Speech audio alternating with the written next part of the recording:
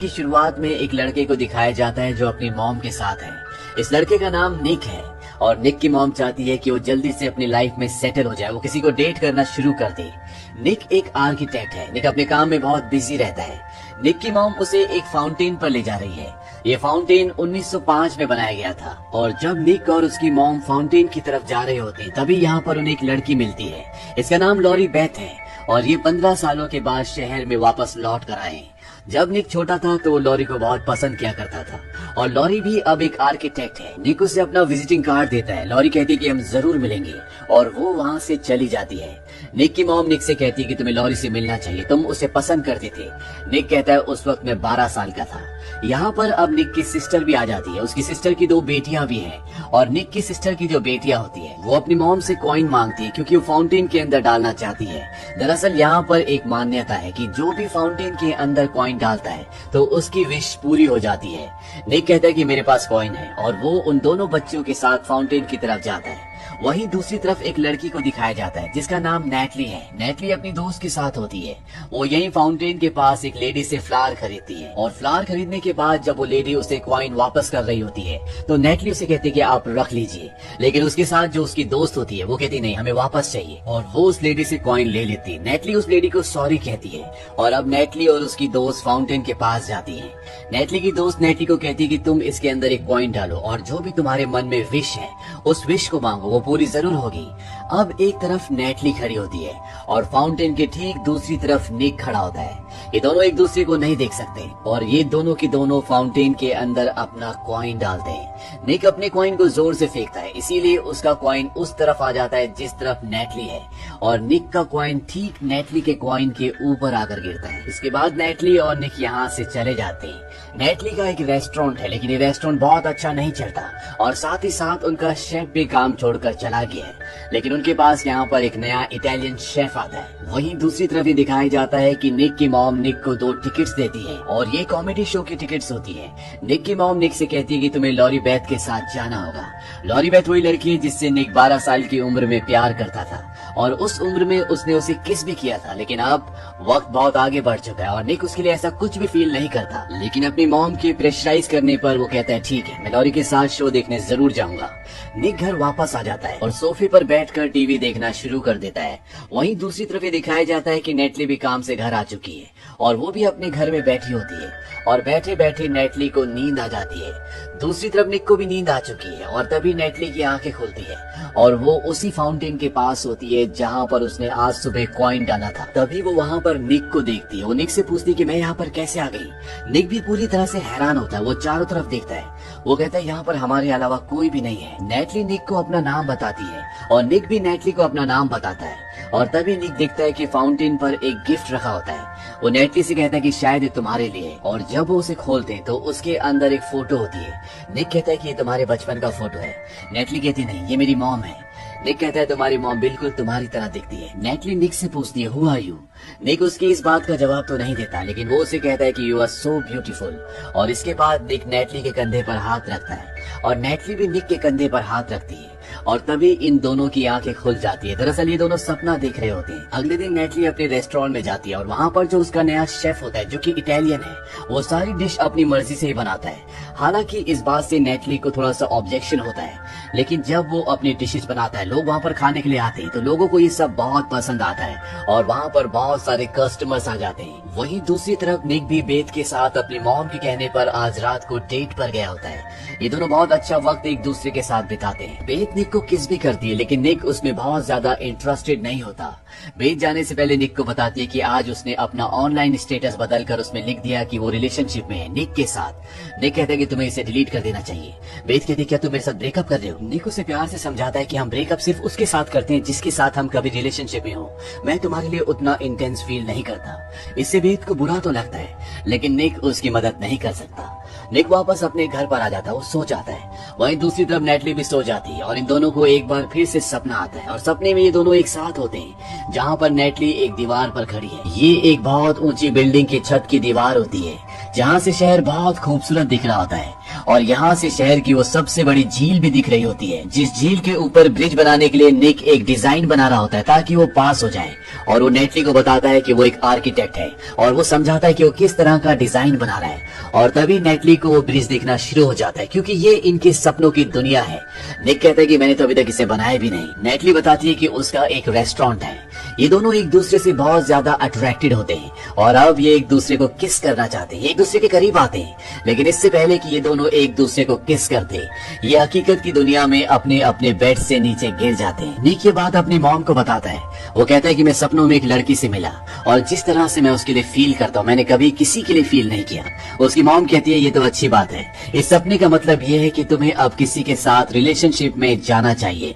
निक अपनी मॉम की बातों पर ज्यादा ध्यान नहीं देता। वहीं दूसरी तरफ नेटली का जो नया शेफ होता है जो कि इटालियन है, दरअसल वो उसकी मॉम की फ्रेंड का बेटा है और वो नेटली को पसंद भी करता है। लेकिन नेटली का दिमाग अभी सपनों की दुनिया में ही है और वो अपने साथ काम करने वाली लड़की जो उसकी दोस्त भी है उसको बताती है कि 2 रात लगातार मैंने उस लड़के को अपने सपने में देखा और मुझे ऐसा लगता है कि जैसे मेरा उससे कोई गहरा कनेक्शन है।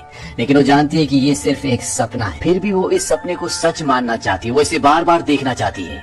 वो अपनी दोस्त को कहती है कि मुझे जाना होगा क्योंकि उसके सोने का टाइम हो गया होता है और आज सोने से पहले वो अपना मेकअप करना भी शुरू करती है। लेकिन तभी उसे लगता है कि ये सब बेकार की बातें हैं और वो अपने बेड पर लेट जाती है। वहीं दूसरी तरफ ये दिखाया जाता है कि निक भी सोने से पहले अपने आप को अच्छे से तैयार करता है और वो भी सो जाता है। और सोने के बाद तीसरी बार ये दोबारा एक साथ होते हैं, यानी कि आज ये तीसरी रात है जब ये दोनों एक साथ हैं। इन दोनों को एक दूसरे का साथ बहुत अच्छा लगता है और ये जानते हैं कि कहीं ना कहीं ये एक दूसरे से प्यार करने लगे हैं। ये पूरी रात भर बहुत सारी बातें करते हैं। नेटली निक को बताती है कि जब उसकी मॉम बीमार थी तो वो उनके लिए खाना बनाकर हॉस्पिटल ले जाती थी, लेकिन वो खा नहीं पाती थी क्योंकि वो बहुत बीमार थी। और उनके गुजर जाने के बाद भी उसने कुकिंग करना बंद नहीं किया, उसने अपना रेस्टोरेंट खोल लिया। निक कहता है कि तुम्हारी आदत तुम्हें इस बात का एहसास दिलाती है कि वो आज भी तुम्हारे पास है, तुम्हारे साथ है। तुम्हें अपने रेस्टोरेंट का नाम उन्हीं के नाम पर रखना चाहिए। और इसके बाद इन दोनों की नींद खुल जाती है और अगले दिन नेटली अपने रेस्टोरेंट का नाम बदलकर अपनी मॉम के नाम पर रख देती है। इससे उसे बहुत खुशी होती है। वहीं दूसरी तरफ निक जब ऑफिस में होता है तो उसकी गर्लफ्रेंड का कॉल उससे आता है, लेकिन वो उसका कॉल रिसीव नहीं करना चाहता। उसका दोस्त उसका कॉल रिसीव कर लेता है और वो उसे कहता है कि निक अभी बॉस के साथ मीटिंग कर रहा है। निक और नेटली दोनों अपना काम खत्म करके जल्दी से रात को अपने घर पर पहुंच जाते हैं और दोनों सोने की तैयारी करते हैं क्योंकि ये दोनों एक दूसरे से मिलने के लिए बेचैन हैं। जैसे निक सोने वाला होता है उसका मोबाइल रिंग होता है और वो भागता हुआ अपनी एक्स गर्लफ्रेंड के घर पर पहुंच जाता है।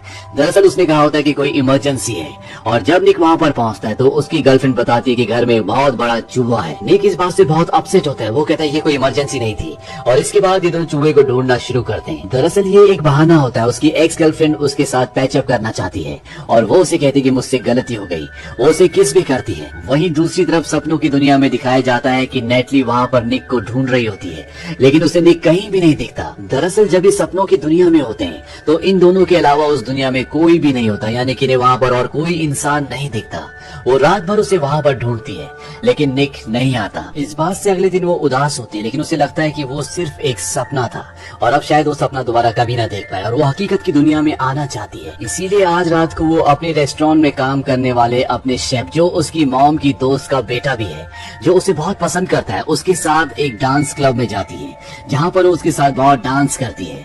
वहीं दूसरी तरफ निक सो जाता है और निक सपनों की दुनिया में नेटली को ढूंढता है, लेकिन वो उसे कहीं भी नहीं दिखती। वो उसे चारों तरफ बहुत ढूंढता है लेकिन उसकी सारी कोशिश बेकार हो जाती है क्योंकि नेटली आज सोई नहीं होती। निक की आंखें खुल जाती है और वो भी आज बहुत अपसेट होता है। वो ऑफिस में अपने दोस्त को बताता है कि एक रात पहले मैं सो नहीं पाया और कल रात को जब मैं सोया सपने में वो लड़की मुझे मिली नहीं।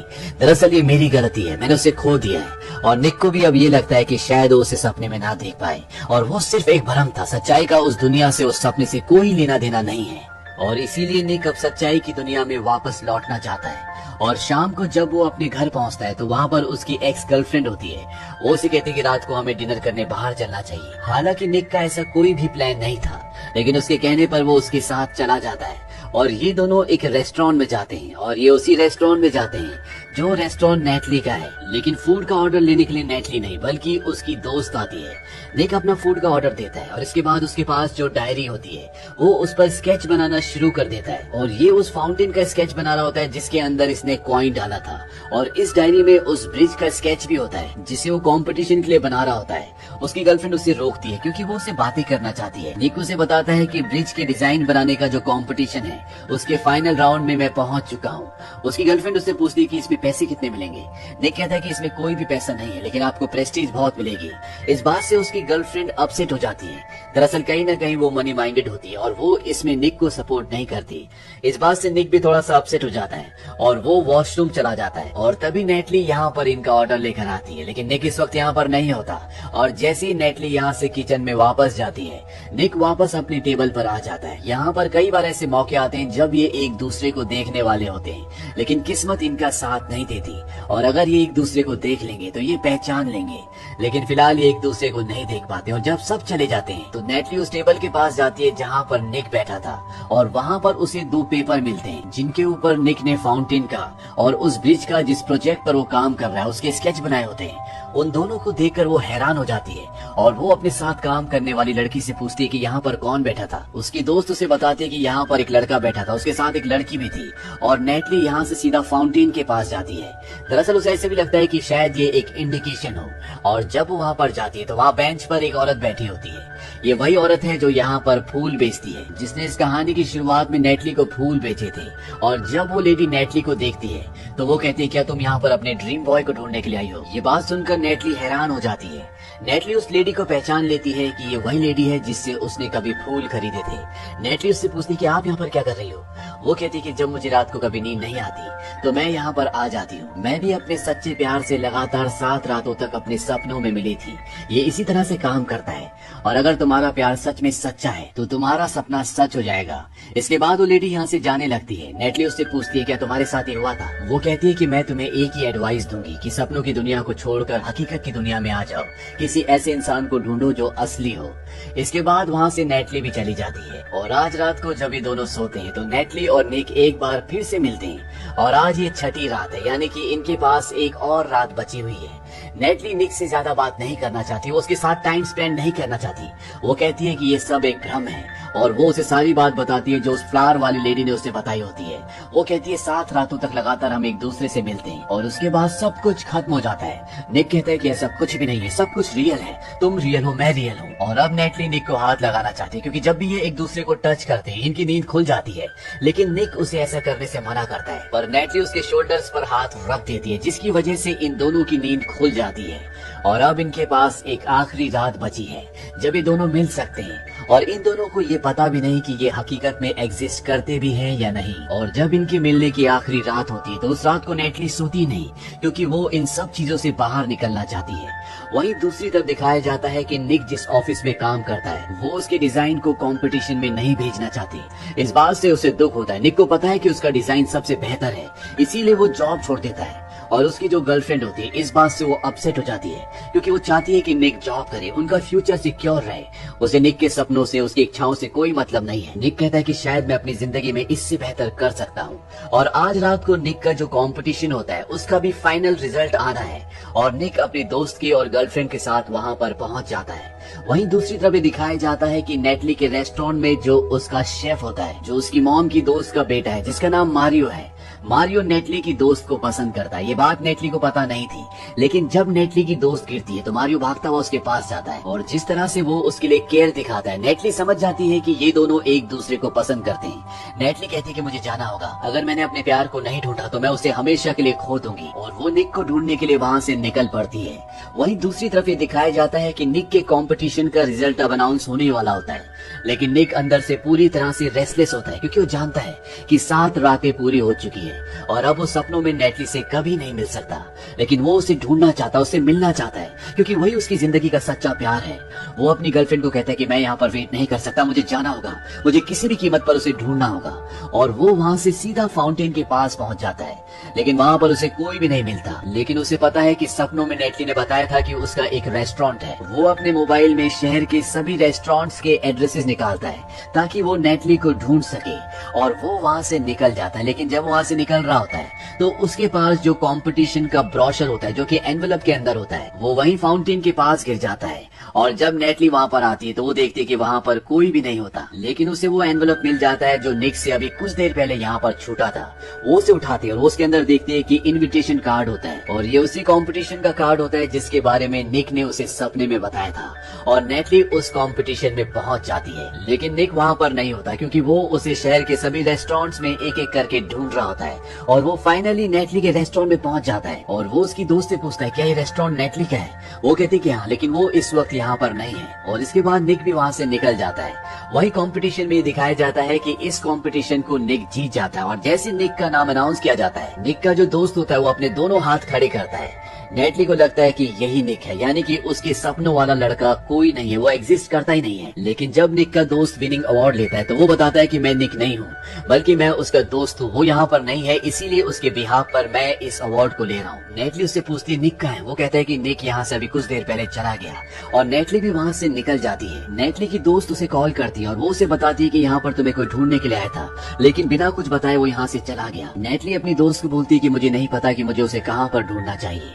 दरअसल नेटली एक बार फिर से फाउंटेन के पास आ गई होती है और तभी वो देखती है कि वहाँ पर कोई बैठा हुआ है। और जब वो पलट कर देखती है तो वो देखती है कि वो और कोई नहीं बल्कि निक है। निक भी नेटली को देखकर पूरी तरह से हैरान हो जाता है। दरअसल उसे विश्वास था कि नेटली यहाँ पर जरूर आएगी, इसीलिए वो दोबारा यहाँ पर आया होता है। और नेटली को भी ये विश्वास था कि यहाँ पर हो न हो निक जरूर आएगा। नेटली निक का नाम पुकारती है, वो कहती है निक।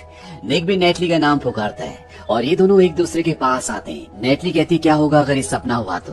निक कहता है कि इसका पता करने का सिर्फ एक ही तरीका है, ये दोनों एक दूसरे को छूते हैं, क्योंकि अगर ये सपना हुआ तो इनकी नींद खुल जाएगी। लेकिन इनकी नींद नहीं खुलती क्योंकि ये सपना नहीं बल्कि हकीकत है। और इसके बाद ये एक दूसरे को किस करते हैं और इस तरह से इन दोनों को इनका प्यार मिल जाता है। और अगली सुबह ये दोनों उसी फाउंटेन के पास बैठे होते हैं। नेटली को फ्लावर बेचने वाली लेडी दिखती है, वो उसके पास जाती है, ये दोनों फ्लावर्स खरीदते हैं। और जब वो लेडी नेटली को एक पैनी जो उसकी बच्ची होती है वापस दे रही होती है तो नेटली कहती है कि नहीं, आप इसे रख लीजिए। और ये बात इस चीज को दर्शाता है कि नेटली को अब फाउंटेन में डालने के लिए किसी भी तरह का कॉइन नहीं चाहिए, क्योंकि उसका सच्चा प्यार उसे मिल चुका है। और इसी के साथ ये कहानी, ये फिल्म यहीं पर खत्म हो जाती है। ये फिल्म सन 2014 में रिलीज हुई थी। IMDb पर इसकी रेटिंग है 6.3। उम्मीद करते हैं कि ये कहानी आपको पसंद आई होगी।